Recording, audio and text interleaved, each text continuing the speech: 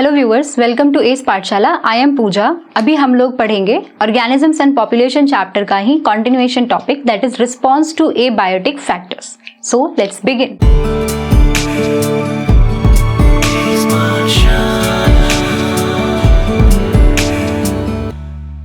तो हम लोगों ने अपने पिछले वीडियोस में जो पढ़ा था वो ये पढ़ा था कि कैसे एबायोटिक फैक्टर्स जो होते हैं वो ऑर्गेनिजम्स एंड पॉपुलेशंस को इन्फ्लुएंस करते हैं।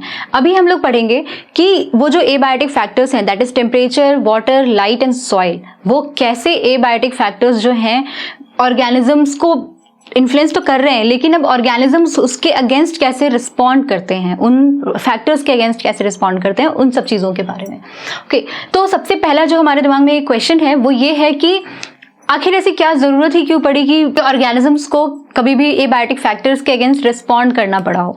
तो ये जो रिस्पॉन्स है ये during the course of evolution humans में, बाकी एनिमल्स में इनकॉर्पोरेट होते चले गए। ठीक है, तो जो भी ऑर्गेनिजम्स हैं उनमें हम लोगों में, या हम एक सिंपल सी चीज़ देख सकते हैं, बहुत ही बेसिक सा एग्जाम्पल हम सोच सकते हैं कि हर एनिमल की एक एफिशिएंसी होती है, हर ह्यूमन बीइंग की एक अपनी एक एफिशिएंसी है। हम में से कुछ लोग ऐसे हैं जो बहुत हाई टेम्परेचर पे या फिर बहुत ज़्यादा गर्मी होती है तब बहुत एक्टिव होते हैं। कुछ लोग बहुत नॉर्मल मिनिमल टेम्परेचर होता है, लाइक अपना 10 डिग्री 15 डिग्री, जो पहाड़ों में रहते हैं वो थोड़ा सब वो थोड़ा गर्म ठंडी वाले माहौल में अपने आप को एक्टिव रखते हैं। वैसे ही तो अगर हमें से फॉर एग्जांपल अगर हम इन्वायरमेंटल बात करें, इन केस ऑफ अस, अगर मान लीजिए मैं 25 डिग्री या 20 डिग्री टेम्परेचर पे खुद को मुझे लगता है कि मैं बहुत अच्छे से काम कर सकती हूँ, तो मैं क्या कर सकती हूँ, मैं एयर कंडीशनर का यूज़ कर सकती हूँ। एसी जो अगर मैं यूज़ करूँगी तो उसकी वजह से मैं अपने टेम्परेचर को मेंटेन कर सकती हूँ कार में, घर में। तो इन दैट वे मैं ज़्यादा एक्टिव फील करूँगी, राइट। उसी तरीके से हमारी जो बॉडी होती है वो भी एक्सटर्नल इन्वायरमेंट, एक्सटर्नल टेम्परेचर के अगेंस्ट रिस्पॉन्ड करती है। जैसे हमारे कुछ एंजाइम्स होते हैं जो एक पर्टिकुलर टेम्परेचर पे हमें बेल कर्व शेप देते हैं, है ना, यानी कि उनका जो सबसे मैक्सिमल एक्टिविटी होता है वो एक पर्टिकुलर टेम्परेचर पे होता है। तो दैट वे एनिमल्स जो रिस्पॉन्ड करते हैं एबायोटिक फैक्टर्स के अगेंस्ट वो 4 तरह से हो सकते हैं। तो हमारा पहला जो फैक्टर हो सकता है, ये हमारा 4 वेज हो सकता है। ठीक है, तो फर्स्ट जो होता है, या तो वो रेगुलेट करें, they are called as regulators, या फिर वो कंफर्म करें, ठीक है, उनको हम कंफॉर्मर्स बोलते हैं, या फिर वो माइग्रेट करें, और या फिर वो सस्पेंड करें। ठीक है, तो ये जो 4 तरह की चीजें दी हुई हैं, इसके लिए हमें वन बाय वन सबको समझना पड़ेगा कि इनमें हो क्या रहा है।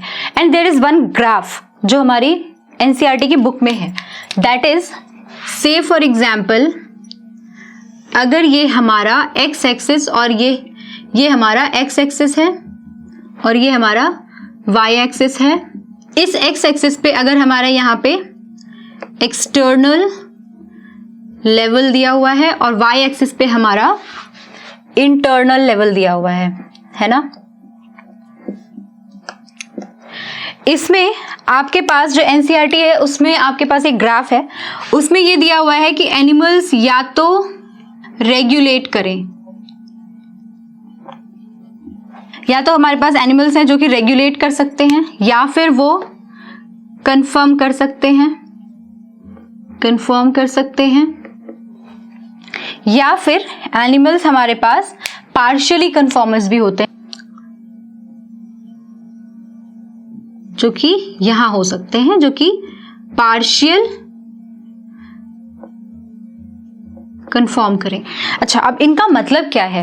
ठीक है, this graph shows response of organisms towards abiotic factors. ठीक है, तो इसमें आप देखिए इस ग्राफ का क्या मतलब हुआ कि एक्सटर्नल लेवल, यानी कि अगर एक्सटर्नल टेम्परेचर की हम बात करते हैं, से फॉर एग्जांपल हम यहाँ पे टेम्परेचर को ही ले लेते हैं, तो अगर टेम्परेचर है तो टेम्परेचर के अगेंस्ट अगर कोई एनिमल अपना इंटरनल एनवायरनमेंट को सेम रखता है, यानी कि ये आप स्ट्रेट लाइन देख रहे हैं, इससे आपको ये समझ में आ रहा है कि एक्सटर्नल लेवल चाहे बढ़ता जा रहा हो, चाहे एक्सटर्नल कोई भी फैक्टर हो, कोई भी ऑस्मोटिक फैक्टर्स भी हो सकते हैं, तो ये चाहे बढ़ता चला जा रहा हो, लेकिन यहाँ पे क्या हो रहा है, इंटरनल लेवल जो है वो सेम का सेम ही है। अगर मैं यहाँ पे एग्जाम्पल लेती हूँ बहुत सिंपल सा टेम्परेचर का, तो से फॉर एग्जाम्पल अगर ये 37 डिग्री सेंटीग्रेड था, तो ये जो एनिमल है ये किसी भी एक्सटर्नल एनवायरमेंटल कंडीशन में क्या कर रहे हैं, अपना बॉडी टेम्परेचर 37 ही मेंटेन कर रहे हैं। That's why they are called as regulators, because they can regulate their body temperature according to the changing environment. चाहे बाहर कुछ भी हो रहा हो,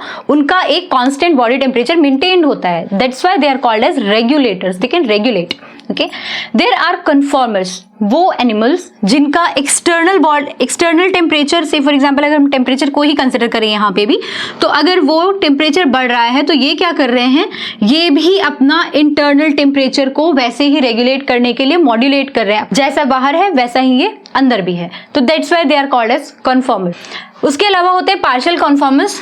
थोड़ी देर तक तो ये बाहर के एनवायरनमेंट के अकॉर्डिंग ही अपना बॉडी टेम्परेचर या जो भी चीजें हैं उसको रेगुलेट करते रहते हैं, उसको अकॉर्डिंग अपने आप को चेंज करते रहते हैं, बट एक सर्टेन पॉइंट के बाद जाकर के ये एक प्लेट्यू स्टेट में आ जाते हैं। उसके बाद फिर ये चेंज नहीं होते, ये जैसे हैं फिर एज इट इज अपना टेम्परेचर, अपना एनवायरनमेंट जो है वो वैसे ही मेंटेन करने लग जाते हैं एक सर्टेन टाइम पॉइंट के बाद। ठीक है, तो इन सब चीजों को समझने के लिए हम सबसे पहले जो एनिमल का एबायोटिक फैक्टर के अकॉर्डिंग रिस्पॉन्स है, उसमें हम सबसे पहला रिस्पॉन्स दैट इज रेगुलेट, इसके बारे में पढ़ते हैं। देयर आर सर्टेन ऑर्गेनिजम्स, जैसे कि ह्यूमन बीइंग्स, वो ऑर्गेनिजम्स हैं हम जिनका एवोल्यूशन सबसे बेहतरीन हो चुका है अब तक के हिसाब से। तो हम रेगुलेटर्स हैं, हम क्या करते हैं, बाहर का टेम्परेचर कितना भी हो, कुछ भी हो, हम अपना body temperature 37 degree centigrade maintain करके रखते हैं। ठीक है, तो हमारा जो इंटरनल कंडीशन है, इंटरनल एनवायरनमेंट है, वो हमेशा 37 मेंटेन रहता है, क्योंकि हमारी बॉडी में जो एंजाइम्स हैं, जो रिएक्शंस हैं, वो इसी के हिसाब से बन चुके हैं कि अगर हम चाहें भी हम नहीं रेगुलेट कर सकते, इसको हम नहीं चेंज कर सकते। तो हम ह्यूमन बीइंग्स हैं, हम लोग हो गए, मैमल्स हो गए, ठीक है, मैमल्स, बर्ड्स, वर्टिब्रेट्स, तो ये जो है, ये सारे जो है ना, मतलब हम लोग किस में आते हैं, रेगुलेटर्स में आते हैं। क्यों? क्योंकि हम अपना इंटरनल बॉडी टेम्परेचर मेंटेन कर सकते हैं। ठीक है, इंटरनल एनवायरनमेंट हम मेंटेन कर सकते हैं, एंड दैट्स व्हाई हम रेगुलेटर्स बोले जाते हैं। और इस प्रोसेस को, जिसमें हम अपना इंटरनल एनवायरनमेंट को कांस्टेंट रखते हैं, उस प्रोसेस को हम बोलते हैं होम्योस्टैसिस। होम्योस्टैसिस, ठीक है। और ये जो होम्योस्टैसिस फिनोमेना है या प्रोसेस है, इसको हम फिजियोलॉजिकल मीन से भी कर सकते हैं, बिहेवियरल मीन से भी कर सकते हैं। अब ये होम्योस्टैसिस जो प्रोसेस है, वो कैसे बॉडी रेगुलेट करता है, कैसे मेंटेन करता है, उसके लिए हम जरा समझते हैं कि सबसे पहले मान लीजिए कि बहुत ज़्यादा गर्मी है। यहाँ पे हम दो कंडीशंस की बात करेंगे। पहले कंडीशन में मान लीजिए यहाँ पे बहुत ज़्यादा गर्मी है, सिचुएशन ए है, 2 यहाँ पे ये हॉट सिचुएशन है, ठीक है, गर्मी है आउटसाइड। तो से फॉर एग्जाम्पल हमारा जो बॉडी टेम्परेचर है वो जैसे जैसे अगर मान लीजिए बढ़ता है, जब बॉडी टेम्परेचर बढ़ने लगता है, ये एक सिग्नल देता है नर्व रिसेप्टर्स को। नर्व रिसेप्टर्स के पास जैसे ही ये सिग्नल पहुंचेगा, वो सिग्नल देगा हमारे ब्रेन को। ठीक है, यहां से हमारा जो नेक्स्ट सिग्नल जाएगा वो जाएगा ब्रेन के पास, और ब्रेन क्या करेगा, फिर हमारे मसल्स को सिग्नल देगा।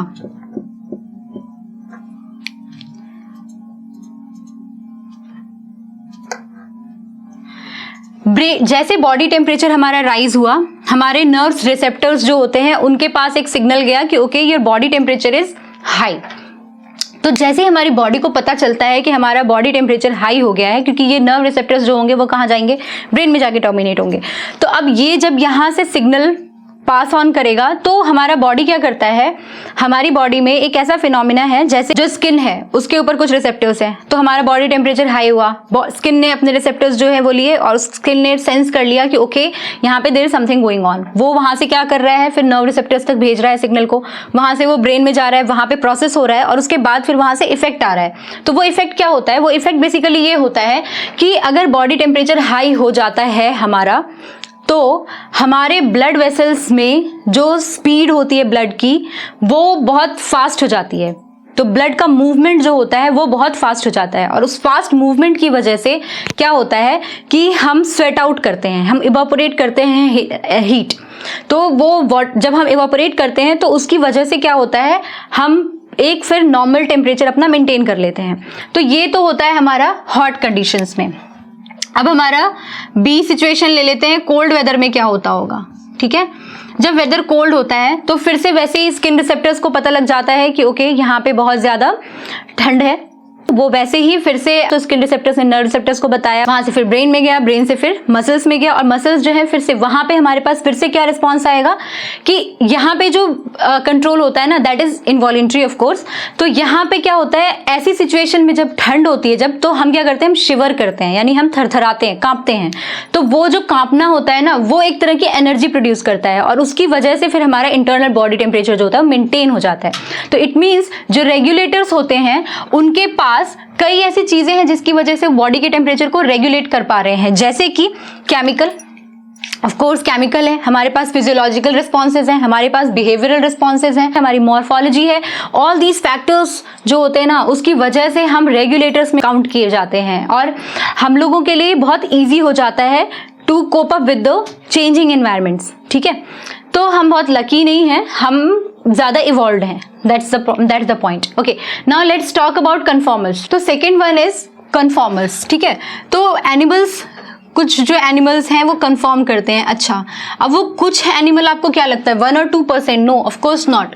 रेगुलेटर्स सिर्फ होते हैं 1%, यानी हम जो है सिर्फ 1% है, यानी 99% of population on this earth they can not regulate their body temperature, they can only confirm.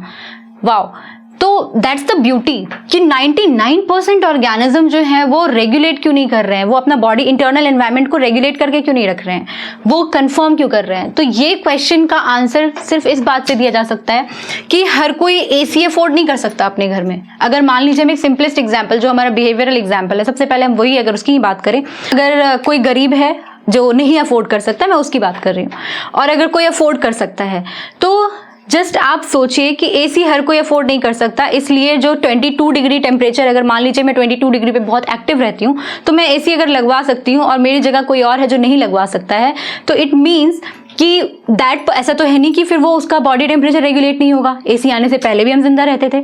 तो वो सब सिनेरियोज अलग हैं, हम उसके बारे में बाद में जब जरूरत लगेगी हम जरूर डिस्कस करेंगे। बट द फैक्ट इज कि अगर हर कोई एसी अफोर्ड नहीं कर सकता, दैट्स हाउ कन्फॉर्मर्स जो होते हैं वो भी, क्योंकि जो रेगुलेशन होता है बॉडी टेम्परेचर का that is a thermodynamically active process. यहाँ पे थर्मो रेगुलेशंस होते हैं। ठीक है, तो यहाँ पे क्या होता है, एनर्जी का इन्वेस्टमेंट होता है, एनर्जी इन्वेस्टिंग प्रोसेस होता है। कौन होता है, रेगुलेशन, बॉडी टेम्परेचर का रेगुलेशन जो होता है ये एक एनर्जी इन्वेस्टमेंट प्रोसेस है, यानी कि रेगुलेशन ऑफ टेम्परेचर जो हो गया ये एक एनर्जी इन्वेस्टिंग प्रोसेस है, दैट इज। ठीक है, तो अब हम जितने भी छोटे ऑर्गेनिजम्स होते हैं, क्योंकि जो हीट लॉस और हीट गेन होता है ना, ये एक सरफेस एरिया का गेम होता है बेसिकली। जितने भी स्मॉल ऑर्गेनिजम्स होते हैं, ठीक है, स्मॉल ऑर्गेनिजम्स आपको जितने भी कोल्डर एरियाज में एब्सेंट होते हैं, एब्सेंट इन कोल्डर एरियाज। क्यों भाई, कोल्ड एरियाज में क्यों एब्सेंट होंगे ये, क्योंकि जो स्मॉल ऑर्गेनिजम्स होते हैं इनका volume to surface area ratio जो होता है ना लार्ज। ठीक है, अब सरफेस एरिया ज्यादा है तो ये ठंडे जगह पे भी क्या होता है इनका, इसकी वजह से क्या होगा, हीट लॉस बहुत ज्यादा होगा, हीट लॉस इज मोर। जहां पर भी बॉडी टू सरफेस एरिया अगर रेशियो में ज्यादा है वहां पे हीट लॉस हमेशा ज्यादा होगा। तो जितना ज्यादा हीट लॉस होगा उतना ज्यादा ये थर्मो रेगुलेशन जो होगा उनके लिए एक्सपेंसिव होगा। तो जब कोई भी ऑर्गेनिज्म जब during the course of evolution, तो कॉस्ट ऑफ एक्सपेंस जो है मतलब यानी कॉस्ट ऑन थर्मो रेगुलेशन या कॉस्ट ऑन बॉडी टेम्परेचर के रेगुलेशन के साथ जब उसका बेनिफिट को ऑर्गेनिजम्स ने देखा तो उसमें आई थिंक उनको लगा कि this is not worth it, and that's why बहुत सारे ऑर्गेनिजम्स जो होते हैं वो कंफर्म करते हैं, और कुछ ऑर्गेनिजम्स जो होते हैं to some extent they conform, but उसके बाद ये क्या करते हैं, प्लेट्यू स्टेट में आ जाते हैं। That's why they are called as partial conformers. ठीक है, तो ये जो ऑर्गेनिजम्स होते हैं ये 99% of population on the earth हैं। ओके, कुछ ऐसे सिनेरियोज होते हैं जहां पे वो रेगुलेट नहीं कर सकते या कंफर्म नहीं कर सकते, लाइक अगर बहुत लिमिटेड पीरियड ऑफ टाइम के लिए कुछ सिचुएशन हार्श होती है तो वैसी कंडीशन में ऑर्गेनिजम्स क्या करते हैं, माइग्रेट करते हैं। तो लेट्स टॉक अबाउट माइग्रेशन। तो third type of response is basically migration. तो ये कुछ ऑर्गेनिजम्स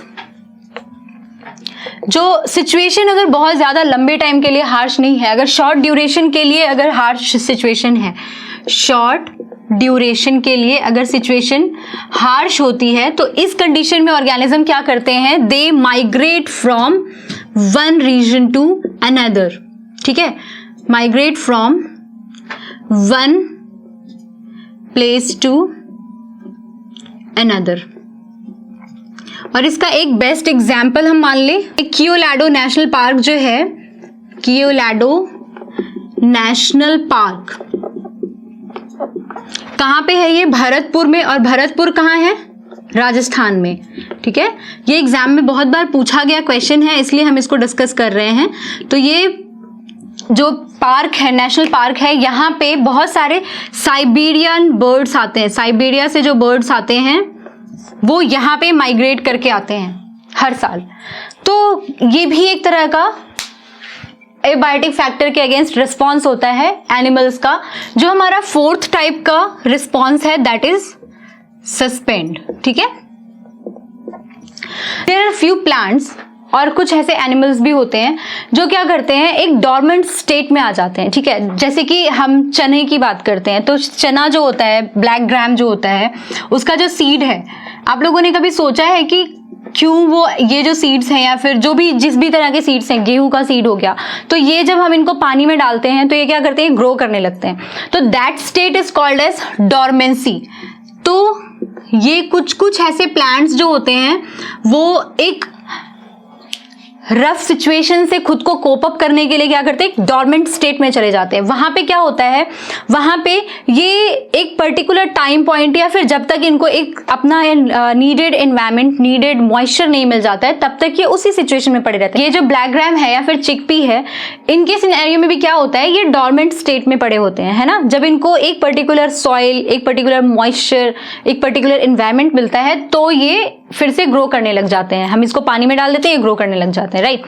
तो वैसे ही कुछ ऑर्गेनिजम्स ऐसे होते हैं जो लोअर ऑर्गेनिजम्स, बेसिकली सबसे बेस्ट एग्जांपल अगर मैं बताऊं तो जू प्लैंक्टन्स जो पानी में रहते हैं, पानी में रहने वाले जो एनिमल्स हैं छोटे वाले, तो ये जो जू प्लैंक्टन्स होते हैं ये क्या करते हैं, ये एक डायापॉज की स्टेट में चले जाते हैं। डायापॉज इनका, या फिर कुछ इंसेक्ट्स होते हैं वो भी डायापॉज में चले जाते हैं। ये क्या होता है, डायापॉज क्या होता है, डायापॉज होता है एक ऐसा सिचुएशन, सस्पेंडेड ग्रोथ होती है यहाँ पे सस्पेंडेड ग्रोथ होती है। सस्पेंडेड ग्रोथ का मतलब हो गया कि ये तब तक वहां पड़े रह सकते हैं उस डॉर्मेंट, ये एनिमल्स का डॉर्मेंट स्टेट बोला जाता है बेसिकली। सीड्स में उसको हम डॉर्मेंसी बोलते हैं, बट एनिमल्स में भी अगर वो डॉर्मेंट स्टेट में चले जाते हैं जहां पे ग्रोथ सस्पेंड हो जाती है फॉर पर्टिकुलर टाइम पॉइंट, जब तक उनको एक अच्छा एनवायरमेंट या एक अच्छा सिचुएशन नहीं मिलता, तो उसको हम डायापॉज बोलते हैं। ठीक है,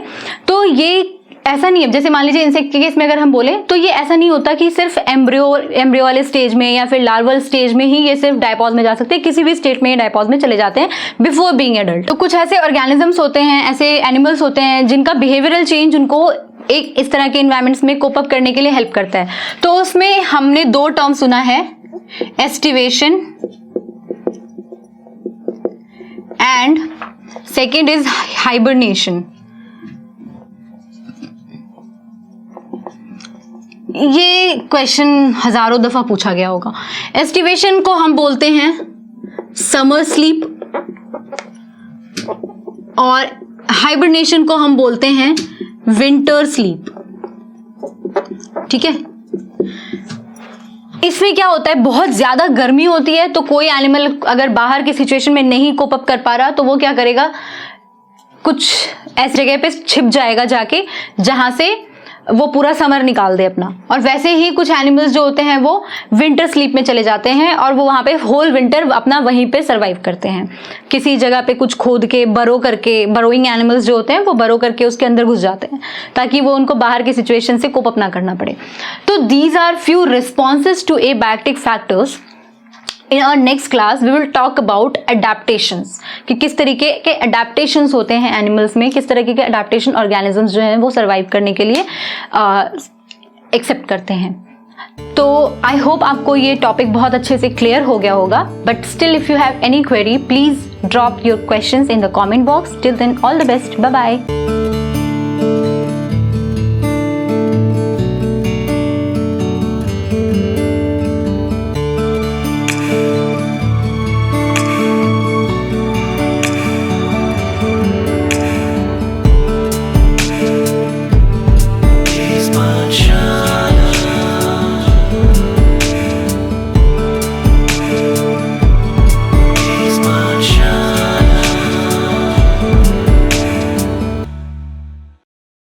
hello viewers, welcome to edge Pathshala. I am Puja. आज हम लोग पढ़ेंगे मॉलिक्यूलर बेसिस ऑफ इनहेरिटेंस का ही continuation topic, that is properties of genetic material, that is DNA versus RNA. So let's begin.